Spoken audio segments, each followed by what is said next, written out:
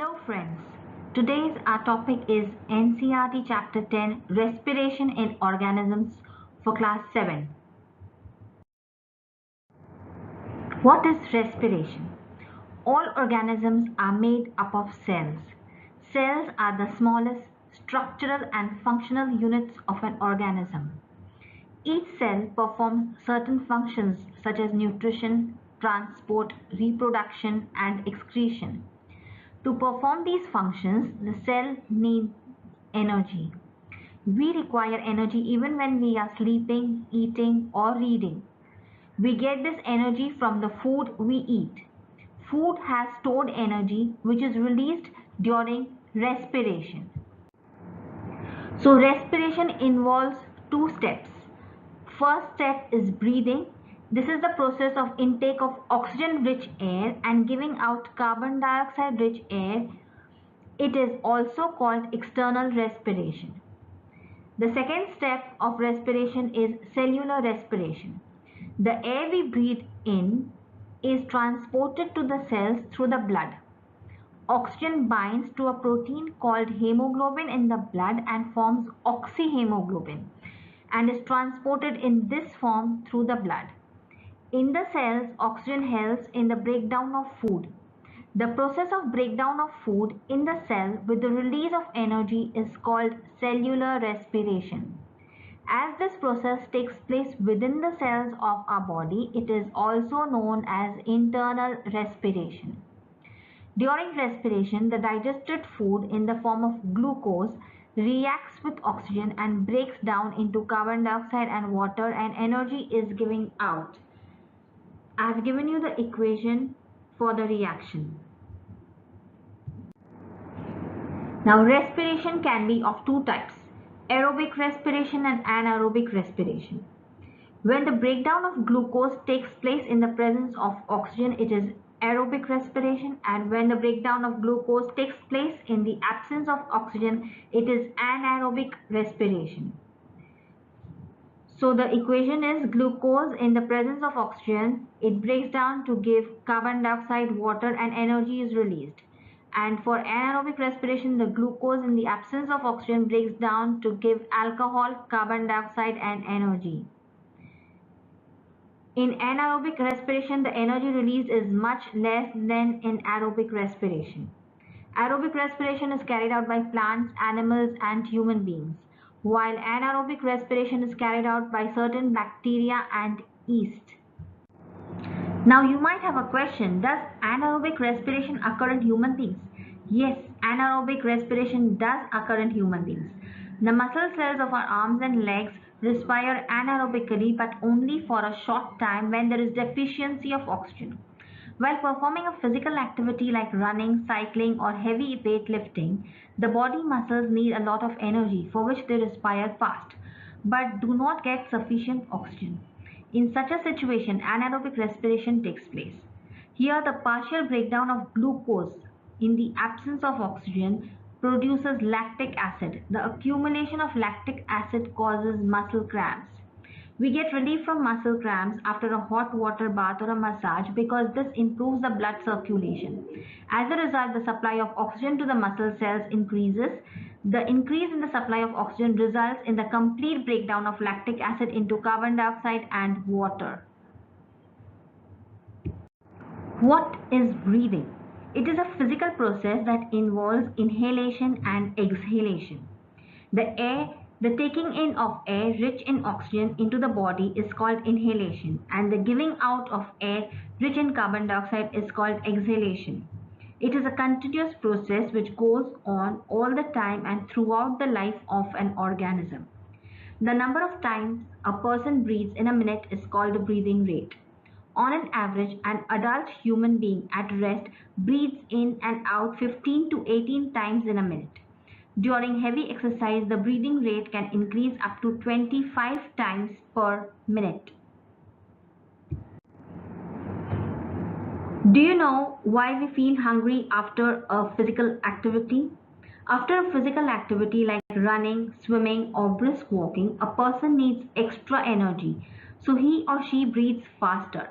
As a result, more oxygen is supplied to our cells, it speeds up the breakdown of food, and more energy is released.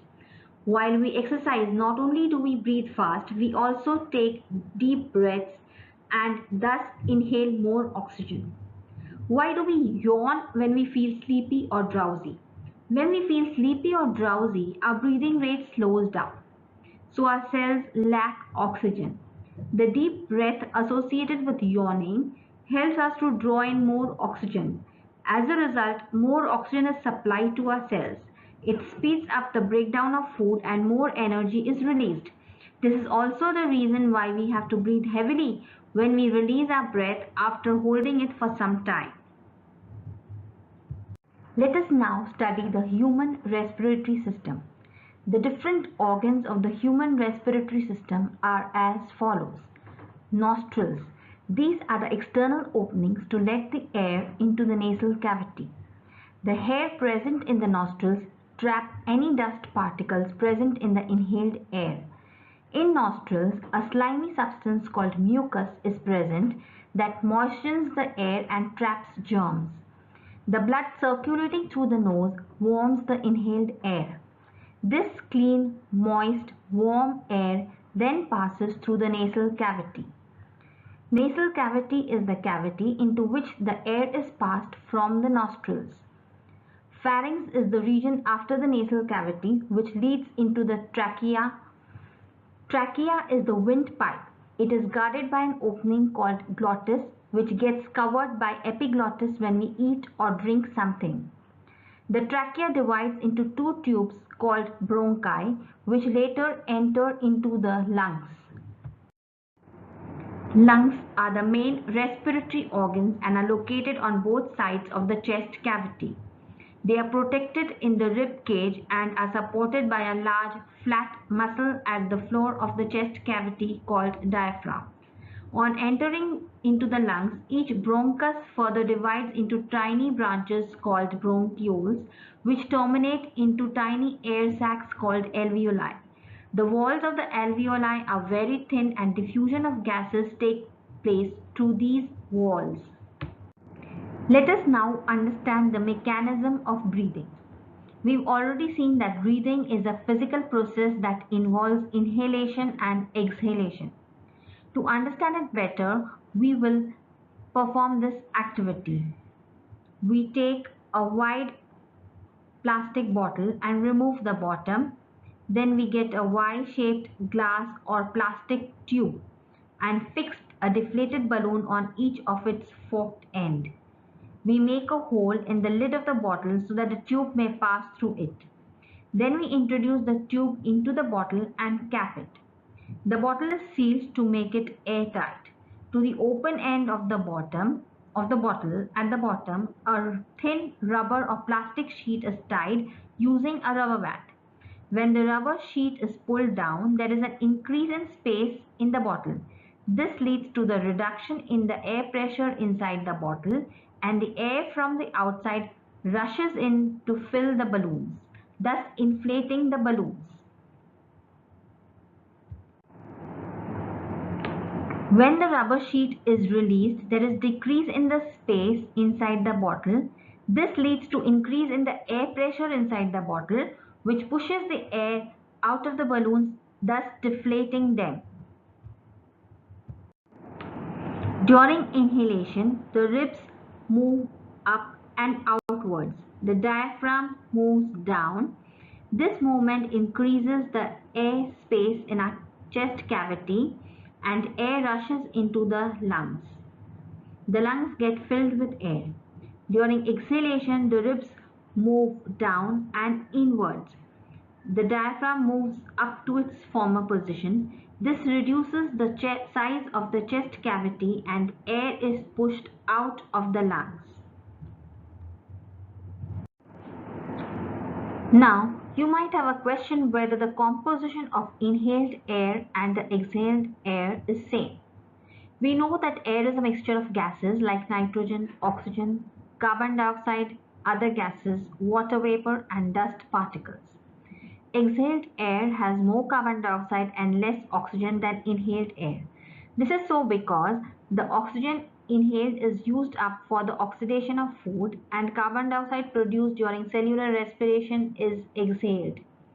Oxygen in the inhaled air is 21%, while carbon dioxide is 0.04%, and in the exhaled air, the oxygen is 16.4% and the carbon dioxide is 4.4%. Do you know why yeast is used to make wine and beer? Yeasts are single-celled organisms. They respire anaerobically and during this process yield alcohol. They are therefore used to make wine and beer. Do you know why we sneeze? The air around us has various types of unwanted particles such as smoke, dust, pollens, etc. When we inhale, the particles get trapped in the air present in our nasal cavity. However, sometimes these particles may get past the hair in the nasal cavity. Then they irritate the lining of the cavity, as a result of which we sneeze. Sneezing expels these foreign particles from the inhaled air and a dust-free clean air enters our body. Smoking damages lungs and also causes cancer. It must be avoided.